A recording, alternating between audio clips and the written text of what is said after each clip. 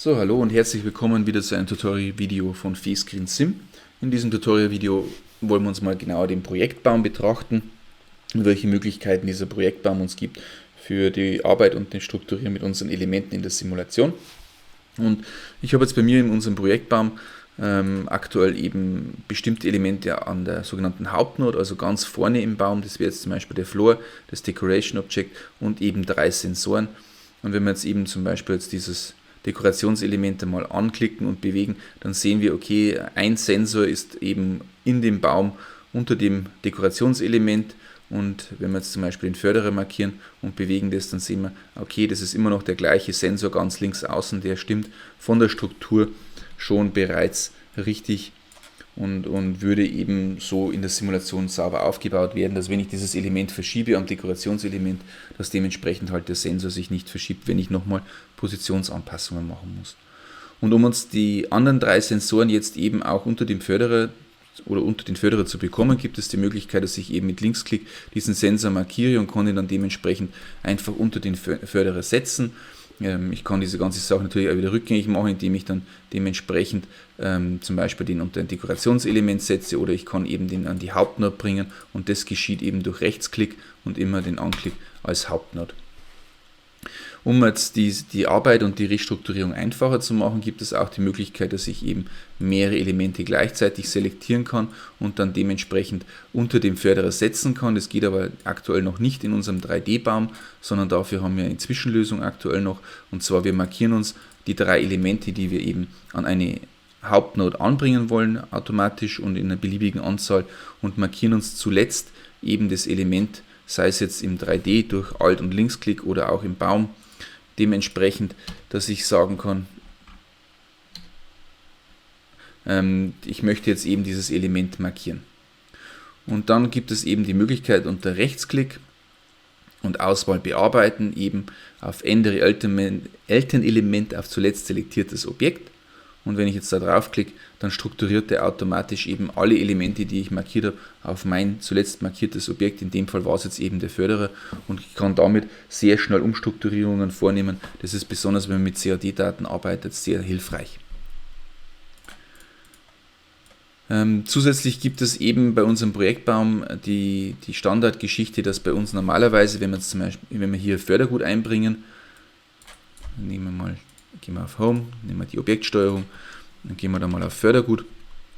Dann gibt es eben hier die Möglichkeit, dass wir Fördergut einbringen, und wir sehen, im Projektbaum wird normalerweise standardmäßig das Fördergut nicht angezeigt, und erst wenn ich eben hier diese Option ändere, dann bekomme ich auch die Anzeige des Fördergut, weil das Fördergut ist oft einmal einem sehr großen Wechsel ausgesetzt, also sprich, es wird an einem Punkt eingefügt, am anderen Punkt gelöscht, und besonders bei großen Anlagen oder logistischen Anlagen kann man da sehr viel Performance sparen, wenn man das Fördergut nicht ständig da im Prinzip in dem Strukturbaum der Simulation anzeigt. Die nächste Geschichte gibt es eben, dass man hier alle Zweige auf- oder einklappen kann, also ich kann eben hier alle Zweige des Baumes dementsprechend aus- oder einklappen, oder genauso, ich kann eben, wenn ich jetzt hier ein Element selektiert habe in meinem Projektbaum, eben nur die Verzweigungen bis zu dieser Selektion mir anzeigen lassen. Wenn ich das rückgängig mache, bleibt die Selektion aber bestehen, dass ich meine Elemente finde.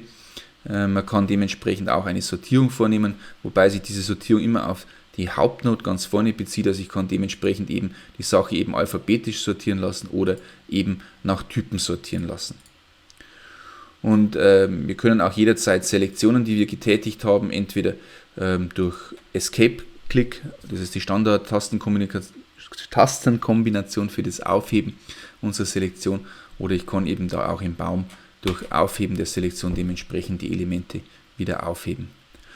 Dann finden wir ganz oben auch noch den Suchbereich, also ich kann jederzeit da Elemente zum Beispiel oder Bezeichnungen, muss man genauer sagen, kann ich eintippen, und dementsprechend wird dem auch eine Filterung vorgenommen, dass eben dann Hauptnodes, in denen diese Bezeichnung nicht gefunden wird, ausgeblendet wird.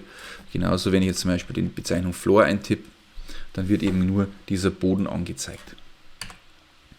Und zu guter Letzt gibt es eben hier auf der rechten Seite noch die Selektion löschen, und mit der Selektion löschen kann ich eben selektierte Elemente bei uns aus der Simulation nach einer Bestätigung, dass ich diese Elemente wirklich löschen möchte, jederzeit aus der Simulation entfernen. Unser Baum bietet noch ein paar weitere Funktionalitäten, und zwar gibt es hier noch die Möglichkeit, dass man eben die Kinderelemente zum Beispiel alle auf einmal anzeigen lassen kann oder verbergen kann. Also ich kann zum Beispiel hier eben Verbergen anklicken, dann wird alles ausgeblendet. Oder ich kann das Ganze wieder rückgängig machen und sagen, alle Kinderelemente anzeigen mit einem Klick. Gleiches geht natürlich aber auch durch das Klicken auf das Auge. Genauso kann ich eben durch Klicken auf die Tabelle mir die bekannte Tabellengeschichte eröffnen, dass ich da mit den Tabellen arbeite. Ganz rechts, wie schon erwähnt, haben wir eben die Selektion. Und dann gibt es hier noch wichtige Funktionalitäten, die die Performance steigern, und dafür importiere ich mir einmal kurz ein Modell in unsere Simulation, ein 3D-Modell. Und ich nehme da wieder mal meine Portalfräse, die ich ja sehr oft schon gezeigt habe. Und es dauert dann ganz kurz, dass wir wieder diese Daten konvertieren in unser Format.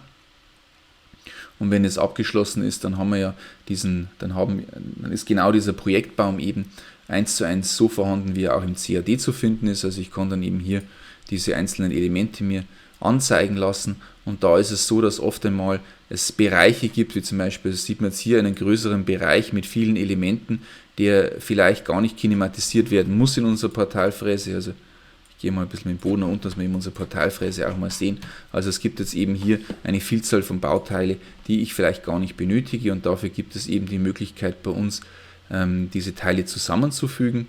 Also sprich, es wird dann eben, wenn man hier auf Rechtsklick macht und sagt zusammenfügen, dann werden diese ganzen Elemente in ein einziges Bauteil zusammengefügt. Ich kann es dann einmal auch anklicken, dann sieht man, dass diese ganzen Teile, die vorher einzeln waren, dementsprechend dann eben kombiniert sind zu einem einzigen Element.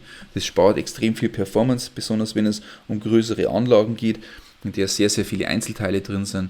Für die Grafikkarte ist es immer angenehmer, eine Kombination von mehreren Elementen zu rendern als viele Einzelteile. Ich kann aber auch jederzeit, also wir indizieren das auch mit einer blauen Schrift, rückgängig machen, diese ganze Sache der Vereinigung, und kann da wieder auf Trennen gehen und habe dann wieder meine Einzelteile, also jedes einzelne Bauteil zur Verfügung, und kann das dementsprechend dann zum Beispiel anderweitig wieder strukturieren. Eine andere wichtige Funktionalität ist eben diese Geschichte, dieses auf die Hauptnode setzen. Also wenn ich Elemente auf die Hauptnode setzen möchte, wieder zurück, dann, wie bereits schon erwähnt, kann man eben hier durch Klicken auf die Hauptnode eben unsere Elemente ganz nach links auf den Baum bringen. Und wir haben auch hier nochmal zusätzlich diese ganze Geschichte, dass man eben die Tabellen anzeigen kann, die Sichtbarkeit machen kann oder ähnliches. Und dann ist es noch etwas, und zwar, wenn Sie CAD-Daten importieren, dann gibt es ein Objekt, das sogenannte CAD-Node. Das sieht man jetzt hier zum Beispiel an diesem Symbol, und das sind solche Hilfsobjekte. Markieren wir mal eins und gehen wir mal mit der Ansicht auch dahin, also markieren. Dann gibt es auch die Möglichkeit, eben mit der Kamera dementsprechend auf diese Auswahl zu gehen. Also ich kann da auf Kamera gehen und sage, geh zu Selektionselement, und dann finden wir eben hier unten drin eine solche CAD-Node. Und so eine CAD-Node, die ist normalerweise ausgeblendet, und es ist nichts anderes als dann eben dieser 3D-Bereich oder dieses 3D-Element, an dem sich diese Unterelemente dementsprechend befinden, und die werden bei uns meistens in der Simulation standardmäßig ausgeblendet und dafür oder eingeblendet, und das kann man eben hier mit Hide CAD Assemblies oder Show CAD Assemblies mit einem Klick dann eben vollziehen. Das war's schon wieder mit diesem kleinen Tutorial. Ich hoffe, es hat Ihnen weitergeholfen bei der Arbeit mit dem Projektbaum, und wünsche Ihnen auf jeden Fall noch viel Spaß mit unserer Applikation.